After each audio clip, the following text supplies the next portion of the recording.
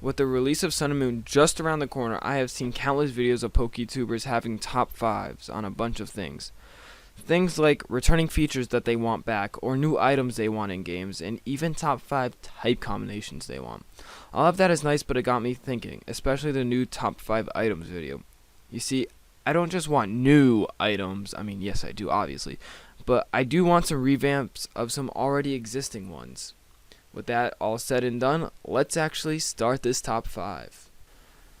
At number 5, we have the Gems. Now, the Gems were a great item in 5th gen, boosting a move that matched its type with 1.5 power with a one-time use. But, you know, when 6th gen came around, we didn't get any gems besides the normal gem, which now only boosts a normal move by 30%, leaving it greatly outclassed by a Life Orb. Sure, you know, it's nice for some defensive Pokemon who want to use Explosion, but those Pokemon want to carry other items such as Leftovers, Rocky Helmet, Custap Berry, some other type of berry or whatever. You know, I want the gems back. Maybe not with their once so powerful 1.5 power, though, you know, I would not mind that, but that's just me. But maybe if that's the problem, it could just be by 1.4 times power. Like a 40% boost, just so it would have more power than the Life Orb and have some competitive viability instead of just explosion. Now at number 4, we have actually quite a few items that all do very similar things. I'm talking about the Snowball, Cell Battery, Absorb and Lumiose Moss. Now what those items do is that they take in a move based on the item. Like, for example, a Cell Battery takes an electric move and boosts your attack by 1 stage. Yes, that sounds useful on paper, but in reality, the problem is that it doesn't reduce the damage taken by that move. What I want in Sun and Moon is for that item not only to give you the boost, but to reduce the damage taken by that move by 30%. The reason I have it only at 30% is because the weakness berries exist that reduce the damage from super effective attacks. What I'm talking about are the Shuka Berry, the Charty Berry, Choppa Berry, Cobra Berry, Akka Berry, etc. I have it at 30% because it makes it so those berries aren't completely useless. Because of course, why would you have a Yachi Berry if you could just have a Snowball instead? As like, they would be completely overshadowed otherwise.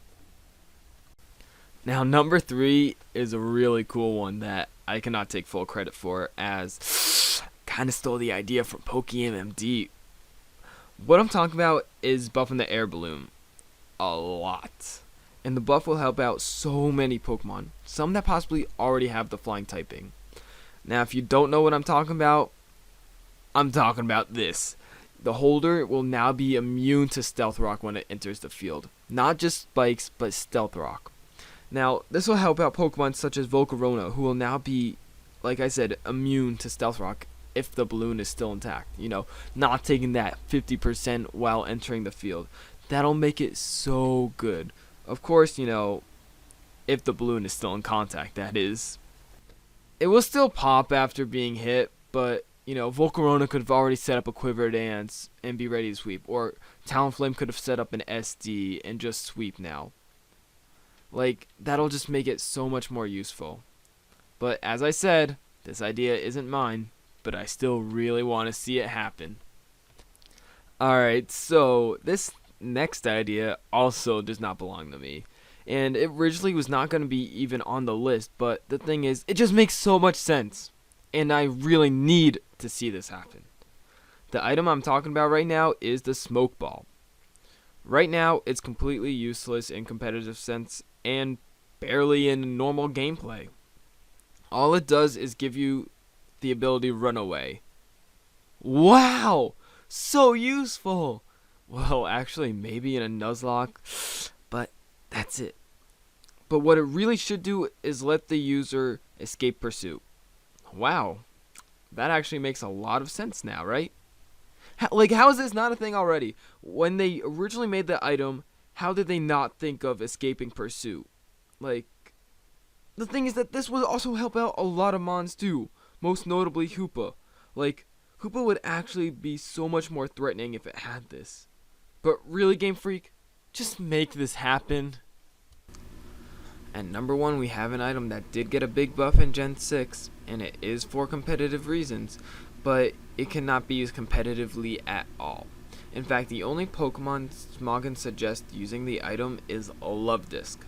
Now, if you have not yet paused the video to look it up, what I am talking about is the Destiny Knot. What it does in battle, like I said, is pretty useless, as if you get attracted, so does your opponent.